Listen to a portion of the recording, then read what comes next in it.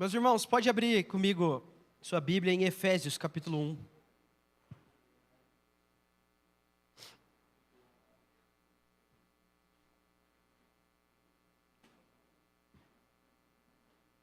Efésios, capítulo 1.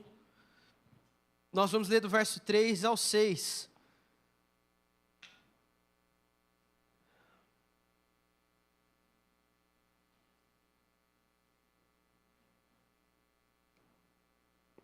Efésios 1, verso 3.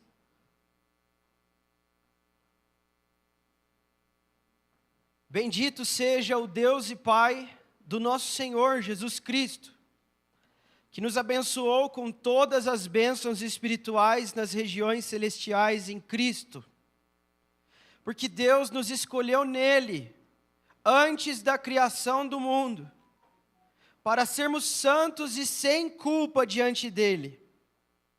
Em amor nos predestinou para sermos adotados como filhos, por meio de Jesus Cristo, conforme o bom propósito da sua vontade, para o louvor da sua gloriosa graça, a qual nos deu gratuitamente por meio do amado. Essa é a palavra de Deus, amém? Pai, nós te pedimos nessa noite, Senhor, diante da sua palavra te pedimos que o Senhor nos dê luz, sabedoria, revelação, entendimento diante da sua palavra.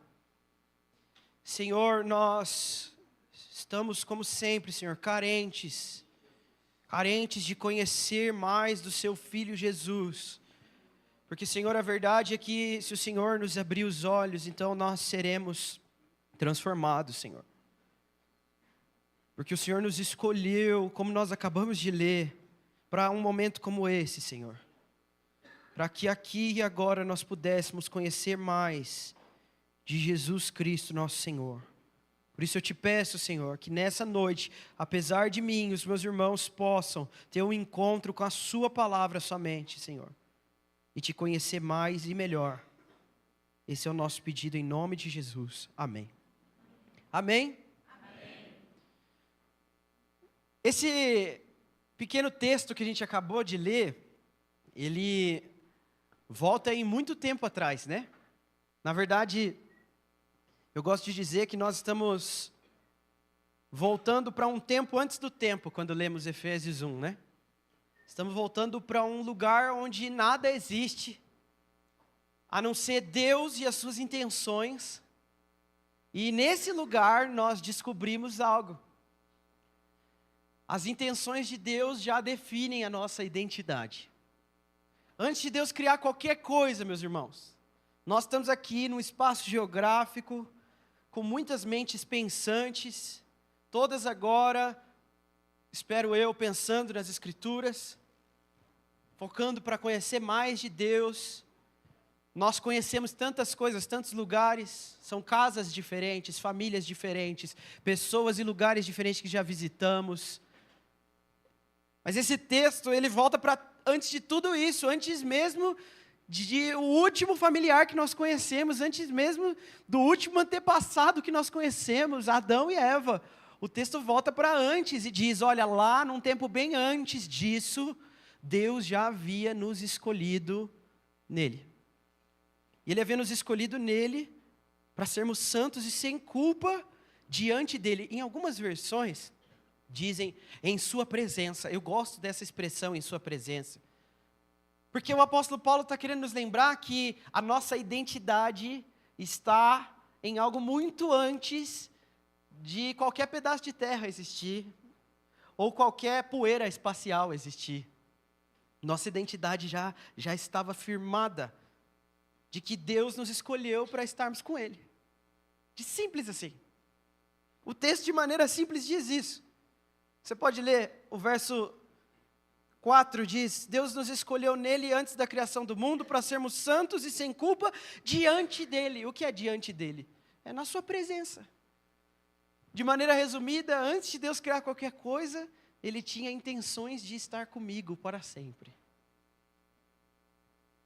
Só que quando nós falamos de identidade num tempo como o nosso, meus irmãos, Identidade tem muito mais a ver com uma palavra específica que vocês vão me ouvir falar muito essa palavra essa noite, que é autenticidade.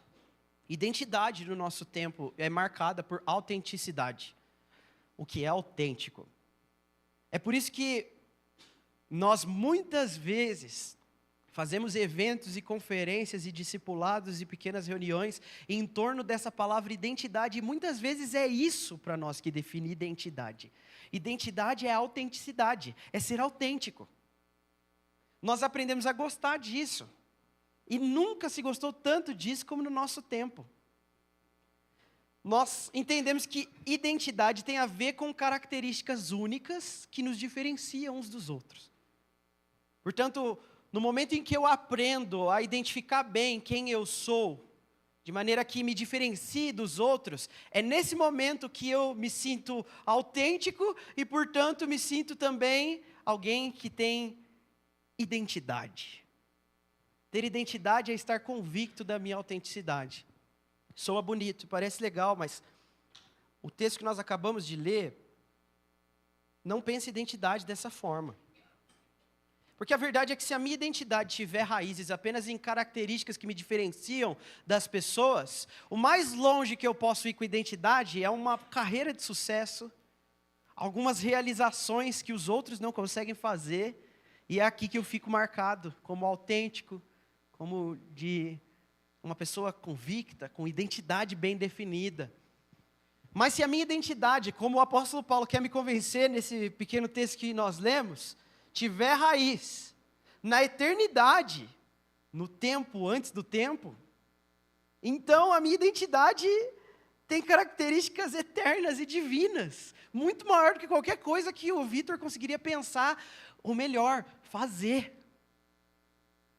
Se o apóstolo Paulo estiver certo, meus irmãos, significa que conhecer minha identidade tem a ver com algo que antecede a criação de todas as coisas.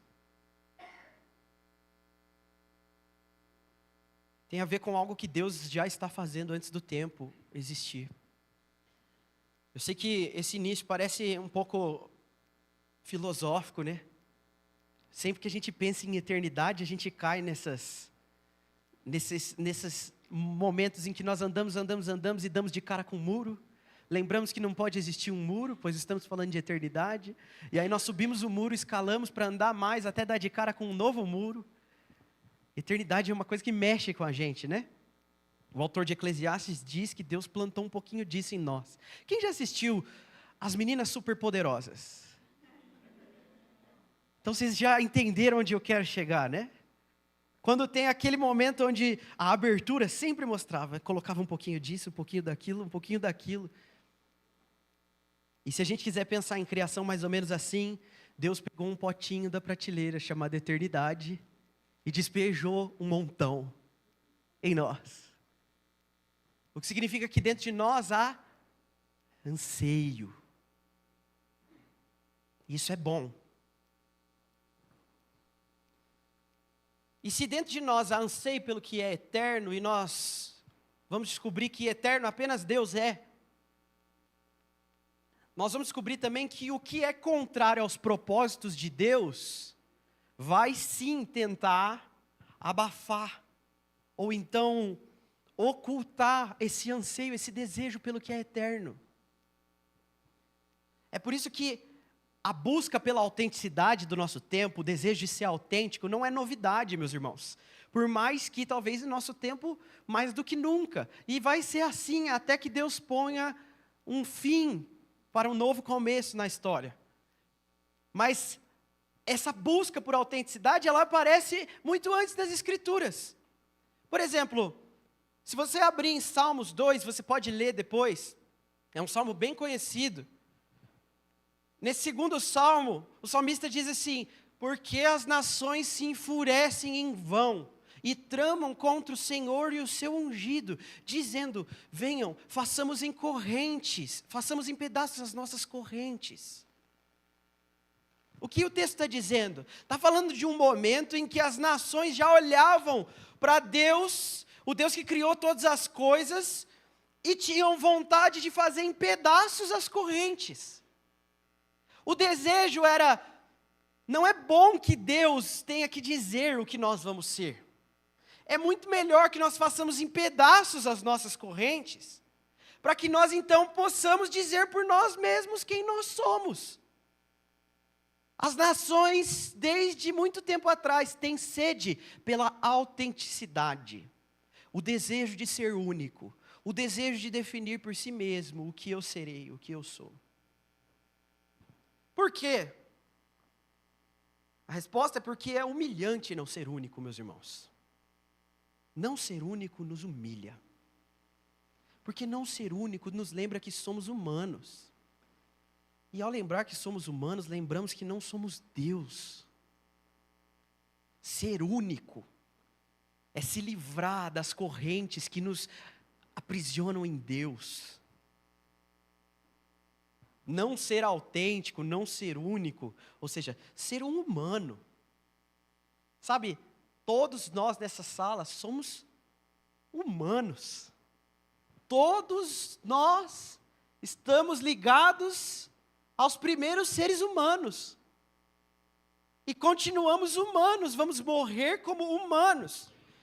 E mesmo na ressurreição dos mortos, ressuscitaremos para viver eternamente como humanos. Nós somos humanos, o que nos humilha, porque nós lembramos que ao ser humanos não somos Deus.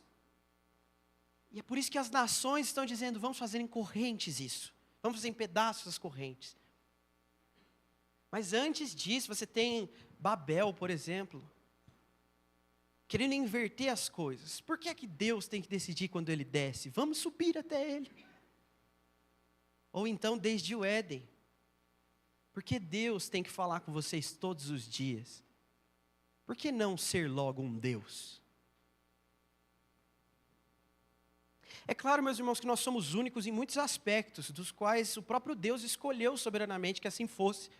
Nós somos diferentes. Nós diferimos em cor de pele, diferimos em cor de cabelo, no jeito do cabelo, na cor dos olhos. Nós diferimos em muitas coisas. Diferimos nas coisas pelas quais temos aptidão, temos talentos diferentes e vocações diferentes e coisas diferentes que nós fazemos. E Deus vê que tudo isso é bom. Mas não é disso que nós estamos falando. Nós só estamos falando de uma sede por autenticidade que quer romper com Deus em tudo que é possível, a fim de construir o seu próprio império, de ser quem eu quero ser. E de maneira histórica, a humanidade vem rompendo com Deus em muitas coisas, meus irmãos. Primeiramente, a humanidade rompeu há um tempo com Deus na ciência. Movimentos diferentes nos levaram à conclusão de que Deus não existe. Já que tudo que nós antes achávamos que a explicação era Deus, tem uma explicação muito mais simples. Tudo que nós antes não sabíamos explicar, agora a ciência sabe explicar. Por isso nós rompemos com Deus na ciência. Nós precisamos mais da Bíblia para nos dizer o que é a natureza, o que são todas as coisas. A ciência nos diz, e por isso nós rompemos com Deus na ciência. E é interessante, porque há um movimento que vai ser filosófico depois, que é o seguinte: já que nós rompemos com Deus na ciência, não faz sentido que nós rompamos com Deus também na moral? Porque se Deus não existe para dizer o que é a chuva, como Deus pode existir para dizer se eu devo matar ou não alguém? É por isso que Nietzsche disse essa colocação muito clara, né? Deus está morto. E por que ele disse isso? Porque já que nós matamos Deus na ciência, chegou a hora de matar Deus na moral. Assim, Deus não tem que dizer o que nós vamos fazer ou deixar de fazer. E como consequência, nós chegamos no estágio em que nós tanto ansiamos, meus irmãos. Nós estamos no tempo onde nós estamos rompendo com Deus na identidade. Porque Deus não precisa nos dizer sobre a criação, e portanto não pode nos dizer o que fazer. E se Ele não pode nos dizer o que fazer, muito menos Ele pode nos dizer quem somos. O filósofo Charles Taylor define o nosso tempo como o tempo da ética da autenticidade, onde ele diz que a sociedade transitou de aspectos gerais para aspectos pessoais. É por isso que antigamente, os mais antigos, valorizavam muito mais coisas coletivas, enquanto nós valorizamos muito mais coisas individuais. É nesse lugar que a família vai perdendo sentido, comunidades vão perdendo sentido. O que junta pessoas tem que ficar de olho. Por quê? Porque no nosso tempo o que vale mesmo é autenticidade, individualidade. É mais fácil que você diga o que você é. A nossa fé jamais nos permitiria gritar isso. Dizer que nós cremos nisso. Jamais, pelo contrário, enquanto eu falo isso, eu sei que é assustador, nós já pensamos, nossa, é isso mesmo. E você já está pensando em 30 ideologias diferentes que se encaixam no que eu acabei de falar. A gente não grita que a gente crê nessas coisas, de maneira geral a gente recua diante disso, mas de maneira sutil, nós como igreja não conseguimos fugir de alguns dos efeitos que vêm disso, meus irmãos. A ética da autenticidade já te pegou. A ética da autenticidade já nos pegou como igreja. Não a casa do Pai apenas. Igrejas em geral. Nós chegamos até mesmo a pensar, meus irmãos, de maneira autêntica, no nosso jeito de fazer igreja. Por exemplo, é comum que na conversa entre os irmãos, às vezes, pensando na igreja de maneira geral, surja o desejo de fazer alguma coisa que nos diferencie das outras igrejas. Qual a nossa marca? Nós constantemente pensamos em um jeito de nos fazer destacar. Queremos ser autênticos como igreja. A autenticidade nos pega em tudo. Nós temos desejo por nos destacarmos, por sermos diferentes uns dos outros. A gente não grita por aí que acredita na ética da autenticidade, mas as nossas intenções vão nos levando a isso. O problema direto com isso é simples, meus irmãos. A antiga aliança e a nova aliança apontam para o mesmo lugar. A definição do homem deve ser em Deus. O homem é criado primeiramente à imagem e semelhança de Deus. Mas ao pecar, se desviar disso, o Senhor Jesus nos resgata e agora nós devemos viver uma vida de imitação ao homem Jesus. Você percebe que não tem espaço para autenticidade? Quando Deus cria os homens à sua imagem. Quando Deus resgata os homens para a imitação do seu Filho. Por que nós estamos na busca sedenta por autenticidade? Porque nós estamos como os descrentes, andando por aí em busca daquilo que vai me diferenciar. Uma cultura, um jeito de viver, um jeito de fazer, um jeito que vai nos colocar em destaque, os outros vão olhar e falar, olha, eles não são iguais aos outros. Nós estamos aí na busca da igreja autêntica, da música autêntica, do jeito autêntico de fazer, de falar. E sabe, eu sei que a princípio não parece assustar. Poxa, qual o problema de ser autêntico? Qual o problema de ter o meu jeito? Primeiramente, nós não estamos falando do seu jeito. O seu jeito é uma bênção e ele ajuda a gente. E às vezes atrapalha também. O seu jeito é o seu jeito. Nós não estamos falando do seu jeito. Não. Nós estamos falando de uma busca, uma sede do coração. O desejo pela autenticidade.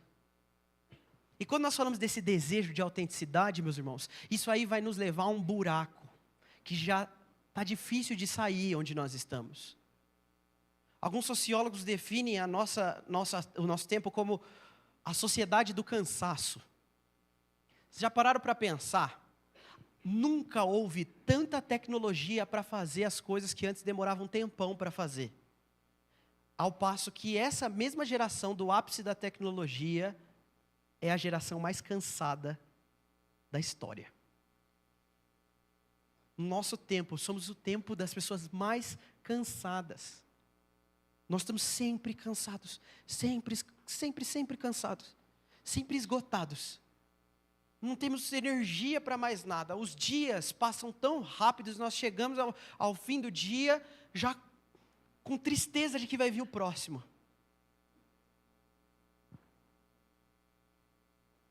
Tem uma música de uma banda que eu gosto muito, 21 Pilots. Tem uma música que chama Good Day. um bom dia. E nessa letra eles cantam: hoje é um bom dia, e você nunca sabe quando vai ser o próximo. O engraçado é que a melodia da música é muito feliz.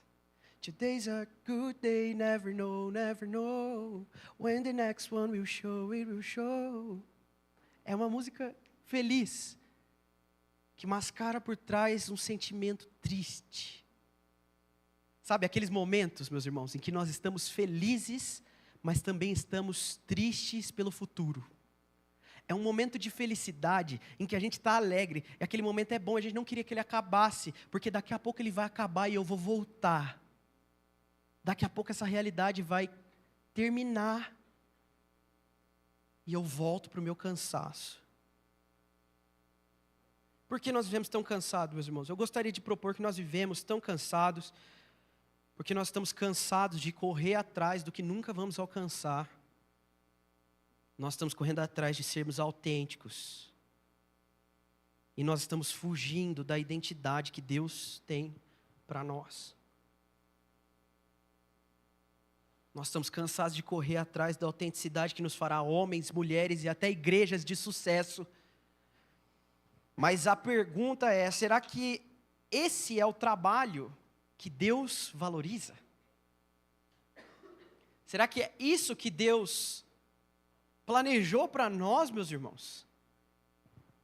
Esse suor e pão que nos deixa tristes, ansiosos, às vezes até depressivos. Será que essa é a realidade que Deus tem para nós? Será que nesse espaço de tempo entre a criação e a consumação de todas as coisas que nós estamos vivendo, o que tem é apenas suor e pão? A palavra de Deus nunca chamou essa correria atrás de sucesso de trabalho, mas nós estamos chamando. Nós chamamos de trabalho. Por que que nós como igreja chamamos isso de trabalho? Porque o mundo chama de trabalho. E nós aprendemos a definir as escrituras pela ótica do mundo, pelas lentes do mundo, em vez de aprender a definir a realidade pelas lentes das escrituras, meus irmãos. A palavra de Deus nunca chamou isso de sucesso, isso de trabalho. As nossas vidas apontam para algo maior. Você acabou de ler um dos textos mais preciosos que nós poderíamos meditar nessa noite, e a pergunta é: o que toda essa correria e essa busca incessante que nós temos, que nos deixa sempre cansados, o que isso tem a ver com o propósito eterno que Deus tem para nós? Nós estamos dizendo: alguém que tem que trabalhar, se eu não fizer, ninguém faz. Talvez seja verdade. Isso justifica sua busca incessante pelo que Deus proibiu desde o princípio?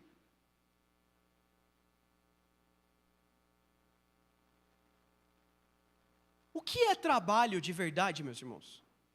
O que é trabalho? Para o mundo, trabalho é ganhar dinheiro. É fazer alguma coisa que resulte em dinheiro. É por isso que a gente às vezes tem dificuldade de pensar em algumas coisas como trabalho. Porque se não dá dinheiro, não deve ser trabalho. Trabalho no nosso tempo é ganhar dinheiro. A prova disso é que o trabalho bem-sucedido é o trabalho que dá muito dinheiro. E um trabalho fracassado é um trabalho que não resultou em dinheiro. Mas a Bíblia não concorda com esse tipo de visão. E até por um tempo a própria humanidade aprendeu a ver trabalho de um jeito diferente que esse. Até porque o trabalho vem antes do dinheiro, meus irmãos. Antes de existir dinheiro já tinha trabalho.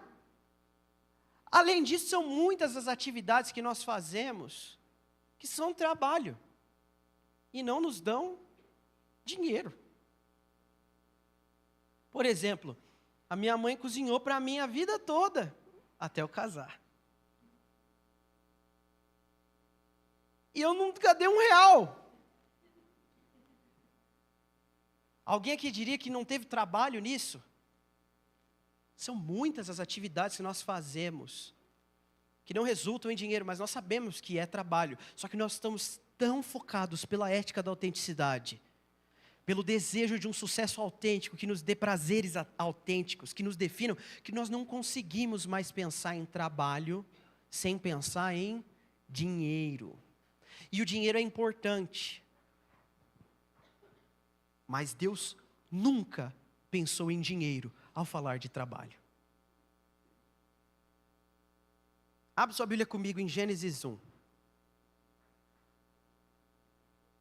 Gênesis capítulo 1.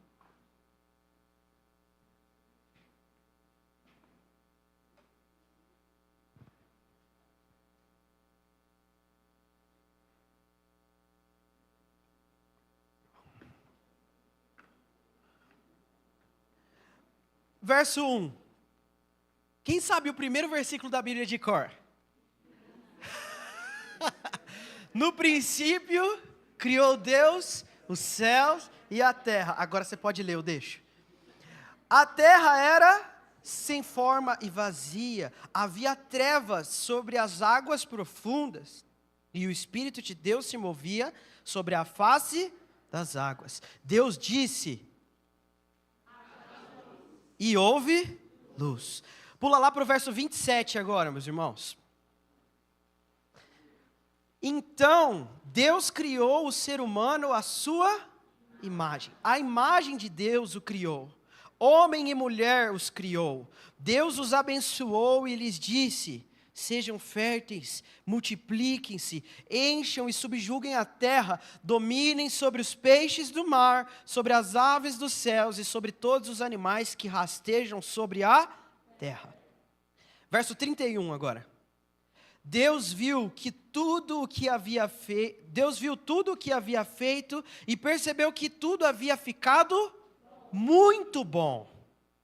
Passaram-se a tarde e a manhã, e esse foi o sexto dia. Agora passa para o capítulo 2 e vai no verso 15 comigo.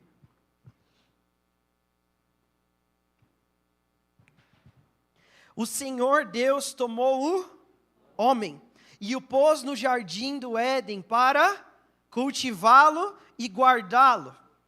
E o Senhor Deus ordenou ao homem: coma livremente de qualquer árvore do jardim, mas não coma da árvore do conhecimento do bem e do mal, porque no dia em que comer dela, certamente você morrerá.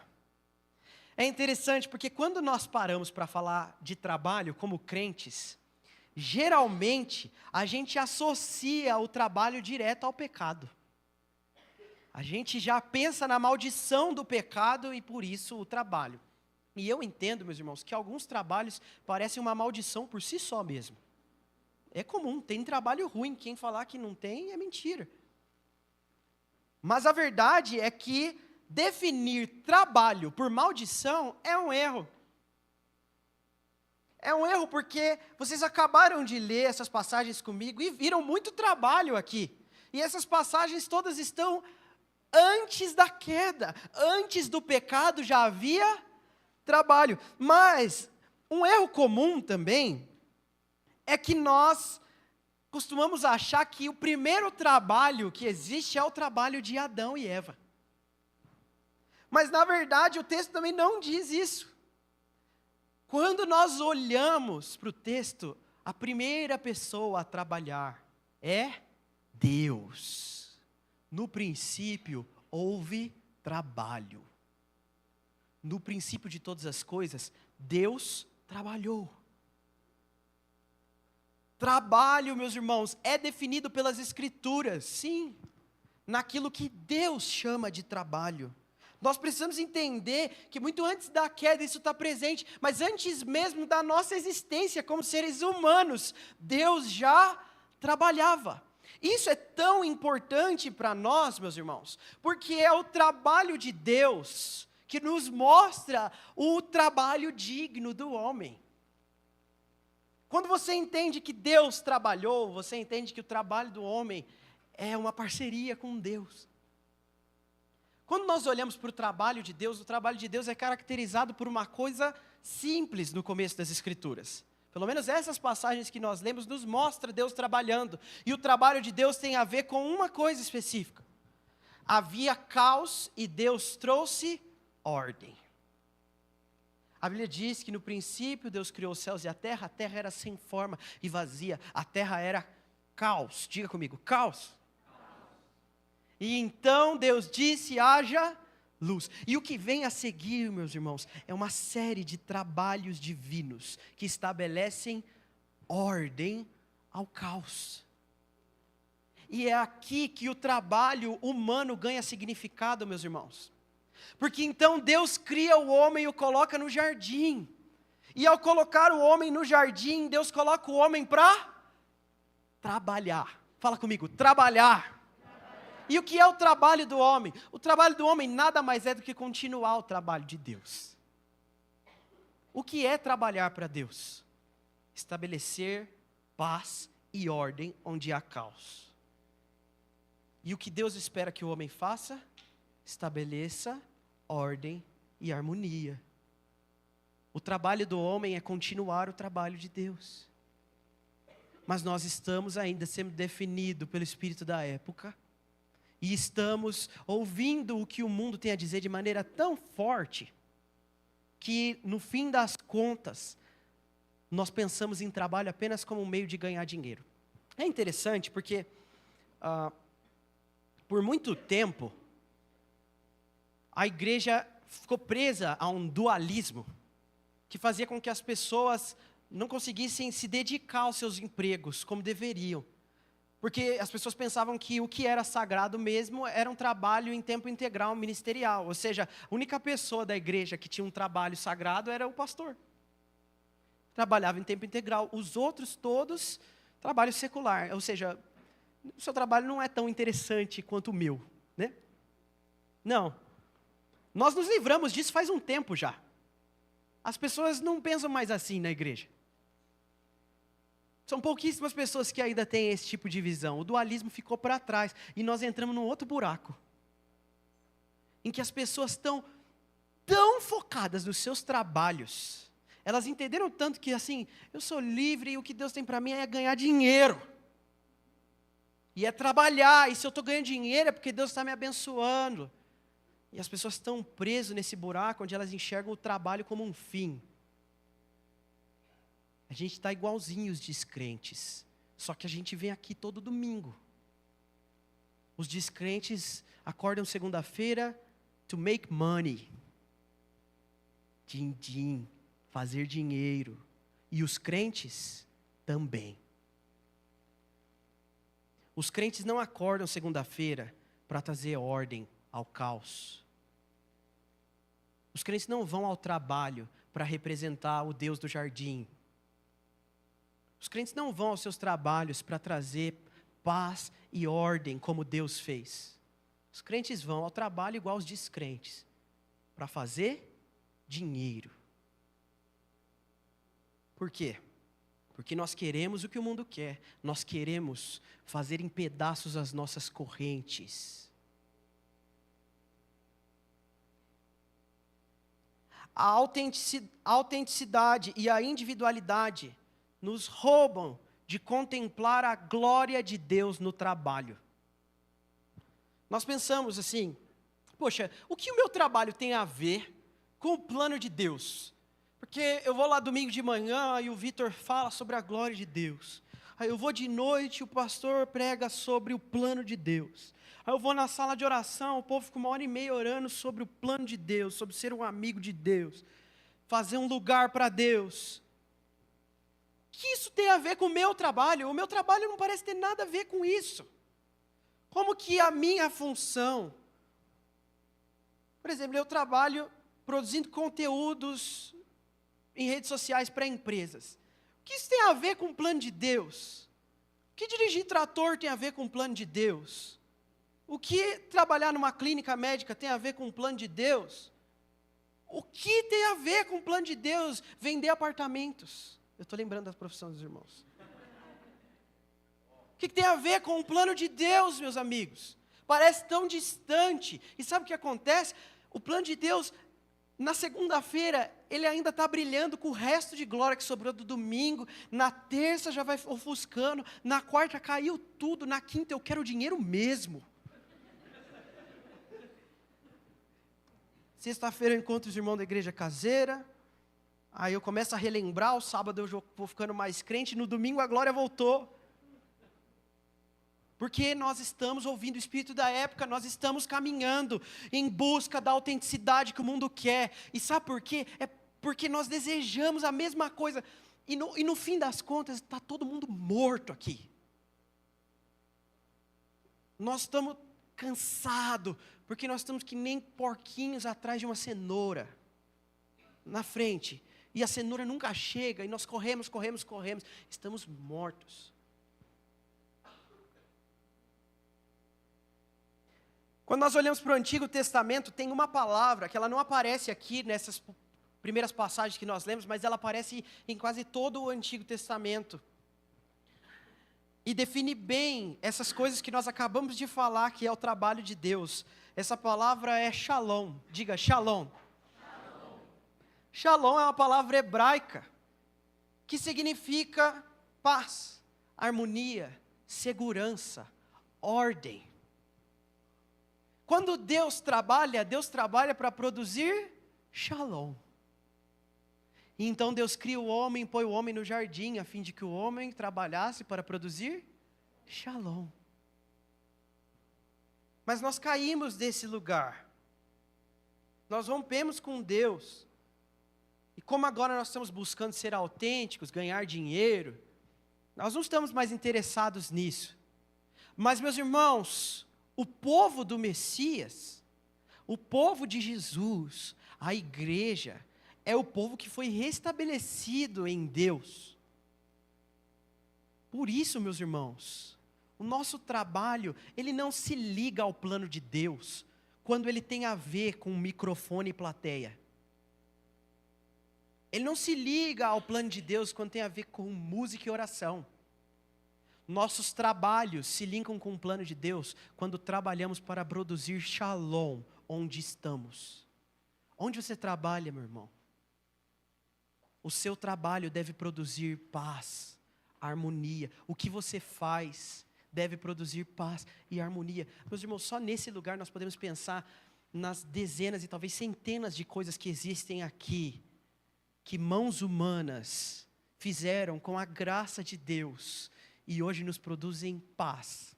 A primeira e principal que todos vocês estão usando muito bem, cadeiras. Já pensou se eu tivesse o poder de estalar o dedo e todas as cadeiras sumissem? Nossa, que coisa, né, diabólica, né, cara?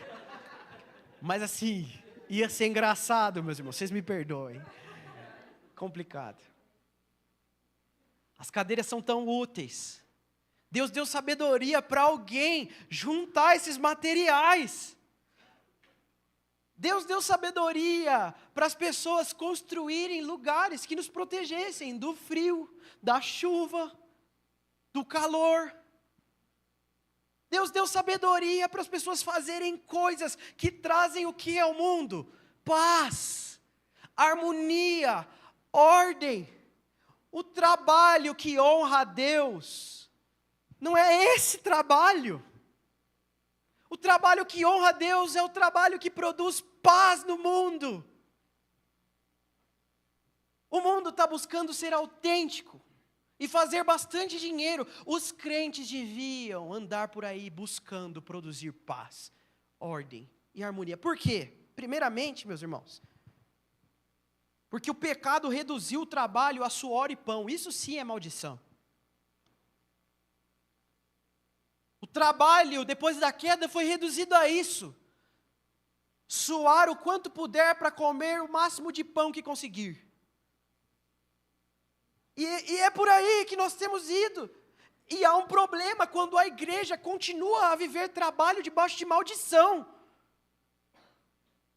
Acordamos na segunda-feira pensando na maldição do trabalho, mas não é isso, meus irmãos, não deve ser assim.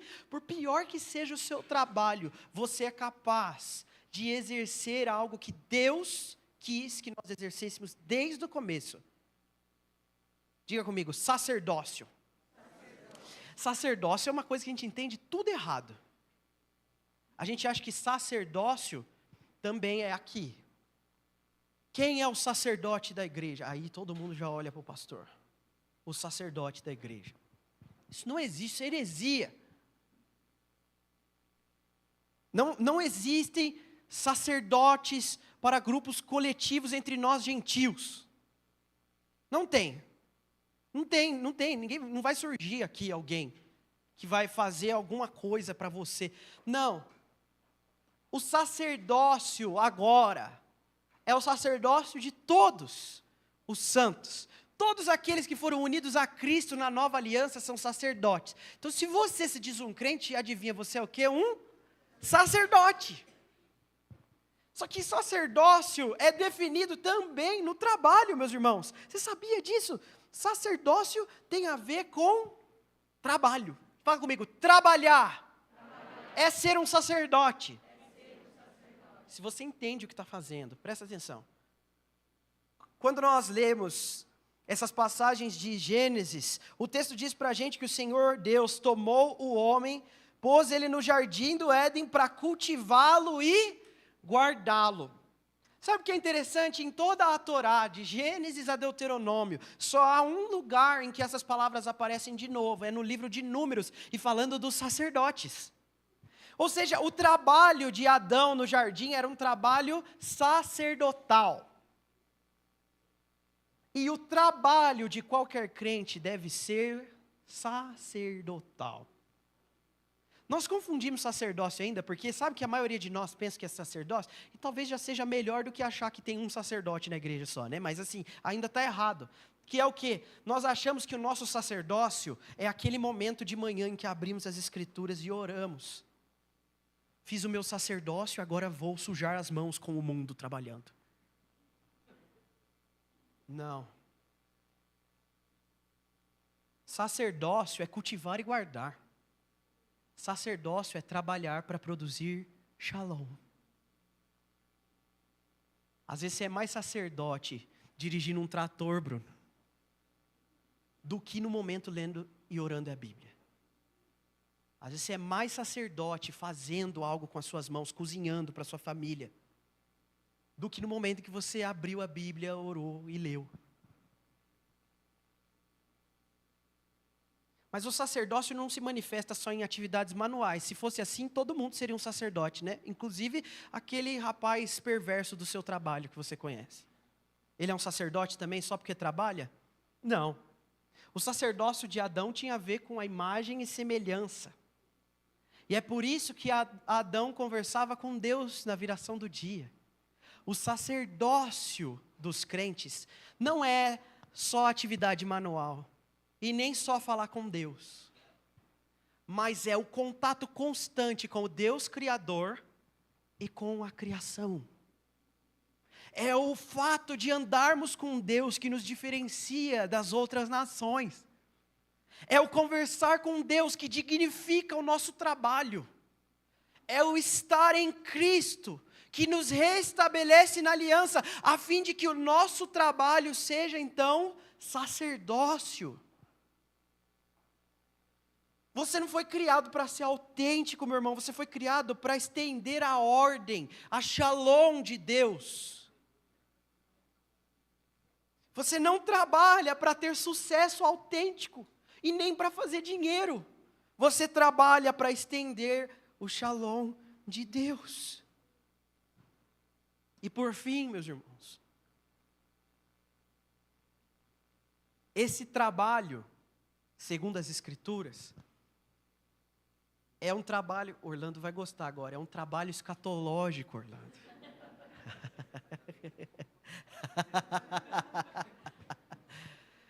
Diga comigo, trabalho escatológico. Essa expressão é muito boa, porque mais do que trabalhar para sucesso e autenticidade e dinheiro, sucesso segundo o mundo, porque o sucesso segundo a Bíblia existe, só bem diferente do que as pessoas pensam. O trabalho é mais do que isso. Os crentes não acordam segunda-feira de manhã para buscar sua autenticidade no mundo. Os crentes acordam segunda de manhã para estender a shalom de Deus, porque isso traz reconciliação, isso é sacerdócio. E porque nós somos o povo do Messias. O Messias que um dia há de se assentar em Sião e governar as nações com justiça, com paz, com segurança, com harmonia, com ordem. Há um tipo de shalom que havia apenas no jardim. E o jardim se foi. Mas as pessoas do jardim estão na terra. Escuta isso, meus irmãos. Escuta isso. Há um tipo de shalom que só havia no jardim. O jardim já não está mais na terra, mas as pessoas do jardim estão. A palavra de Deus encerra de maneira linda com esse jardim, que é uma nova cidade agora, descendo dos céus. E então a shalom de Deus encherá toda a terra uma vez mais. Mas enquanto isso não acontece, meus irmãos, o povo do Messias anda por aí, trabalhando, a fim de que a shalom do jardim seja conhecida na terra, até que o Messias se assente no trono. É sua responsabilidade. O seu trabalho, meus irmãos, ele não é uma cena à parte da sua vida cristã. O seu trabalho é a esfera de sacerdócio que Deus te colocou. O seu trabalho é o lugar de produzir shalom, que só há no jardim de Deus, para que os povos vejam e glorifiquem o Deus do céu. Meus irmãos, nós não estamos aqui nesse espaço de tempo entre a criação e a consumação, apenas para suor e pão. Nós estamos aqui para demonstrar ao mundo a shalom de Deus que estará na terra quando o Messias reinar. Romanos 14, verso 7 diz: pois nenhum de nós vive apenas para si mesmo, e nenhum de nós morre apenas para si. Se vivemos, vivemos para o Senhor. E se morremos, morremos para o Senhor. Assim, quer vivamos, quer morramos, somos do Senhor. 1 Coríntios 15, 19 diz: se é só para essa vida que temos esperança em Cristo, somos os mais miseráveis de todos os homens. Meus irmãos, se essa vida é suor e pão, que miséria é isso? Porque nós confessamos a Cristo e vivemos buscando o que os descrentes buscam, meus irmãos. Porque há uma sede em nós por construir a mesma coisa que os descrentes. Se Jesus nos resgatou da morte para a vida, por que buscamos a morte com tanta sede? Se somos de fato o povo do Messias que há de reinar na terra, por que tratamos esse reino como se não fosse nada, de segunda a sexta, buscando dinheiro, como se isso fosse tudo? Se é só para essa vida que você tem esperança, miserável homem você é. Por que está aqui ainda? Porque levanta suas mãos cantando canções como se cresce no que canta. Hipócrita, arrependa-se. Se o reino de Deus é real, nós precisamos viver dessa forma. Se a paz do jardim de fato existe, não faz sentido viver correndo atrás da cenourinha igual um porco. Essa não é uma palavra para confortar o seu ego idólatra que está louco para ganhar dinheiro e pensando, é isso mesmo, então o trabalho está tudo certo. Não. Pelo contrário, é uma mensagem para te lembrar que se você está vivendo assim, você é um descrente disfarçado aqui dentro. E Deus me livre pregar para um descrente e ele continuar convicto que é crente. Arrependam-se. O reino do Messias vai chegar e vai ser um reino de paz para o seu povo. Mas para aqueles que não se renderem a Cristo e não forem reconciliados, ai daquele que deseja esse dia. Feche os seus olhos, meu irmão.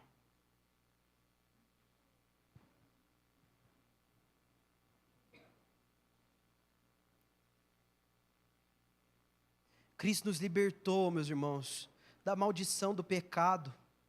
Ele ressignificou tudo o que somos e nos trouxe de volta à identidade eterna. Lembre-se, meus irmãos, Deus nos escolheu nele, antes da criação do mundo, para sermos santos e irrepreensíveis em sua presença. Nossa identidade não são as características que nos diferenciam.